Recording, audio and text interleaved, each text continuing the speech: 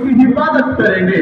याद रखिए 1450 साल का अरसा होने के करीब आ चुका है, लेकिन कुरान करीम का एक हरफ नहीं बदला, एक जेर नहीं बदला, एक पेश नहीं बदला और ना ही बदल सकता है।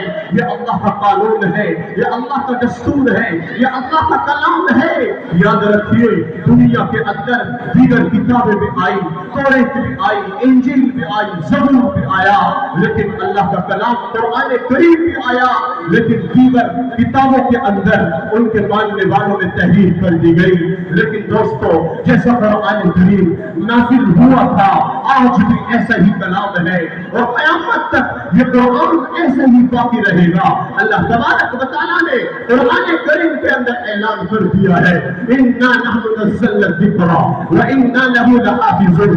हम ही इस कुरान पाक को उतारा है और हम ही इसकी हिफाजत करेंगे। अरे यही तो वो कुरान है कि जिसने सुनकर सुफैल दोसी और जुबैर इब्न मुतइम जैसे संदिल और उमर इब्न खत्ताब ईमान लाने पर मजबूर हो गए। अरे वो उमर जो गली से गुजर रहा था और जिसके हाथ में तलवार थी, लोगों ने मालूम किया उमर कहां जाने का इरादा है। वो उमर कहता है आज मैं मोहम्मद का काम तमाम करने के लिए जा रहा हूँ। नाउज़ु बिल्लाहि मिन ज़ालिक। लोगों से कहा जाता है, लोग कहते हैं या उमर पहले अपने बहन और बहनों की खबर ले लो।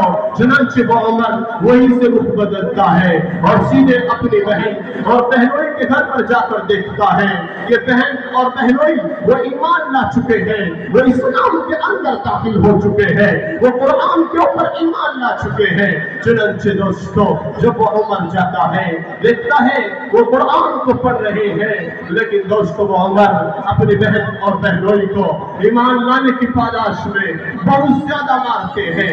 हत्ता के दोस्तों इतना मारते हैं हजरत उमर की बहन अपने शोहर को छुड़ाने के लिए आगे आती है, लेकिन बहन जवाब देती है उमर याद रखना जिस माँ का दूध तूने पिया है उसी माँ का दूध मैंने भी पिया है। उमर याद रखना ये जान तो जा सकती है लेकिन ईमान नहीं छोड़ सकते, ईमान के छोड़ने का फैसला नहीं किया जा सकता है। याद रखो दोस्तों उमर कहते हैं अच्छा ये तो बतलाओ जिस कलाम को तुम पढ़ रहे थे वो क्या कलाम है, वो कलाम मुझे भी पढ़कर सुनाइए। जब चंद आयतें सूरह ताहा की उमर इब्न खत्ताब के सामने पढ़ी जाती है, उमर इब्न खत्ताब का दिल बेग हो जाता है, वो उमर इब्न खत्ताब का दिल दरस जाता है, वो ये पुकार उठता है ये कुरान मुझे भी सुनाओ, ये कलाम मुझे भी सुनाओ। जब सूरह ताहा की चंद आयतें पढ़ी जाती है उमर का दिल मौक हो जाता है और ये कहने पर मजबूर हो जाता है कि मैं भी इस्लाम के अंदर दाखिल होना चाहता हूँ। फिर अल्लाह ने दोस्तों कुरान करीम के अंदर वो जाज़िबियत रखी है, वो हलावत रखी है, वो मिठास रखी है, ये दिलों की काया को पलट देता है, ये दिलों के ऊपर असर अंदाज होता है।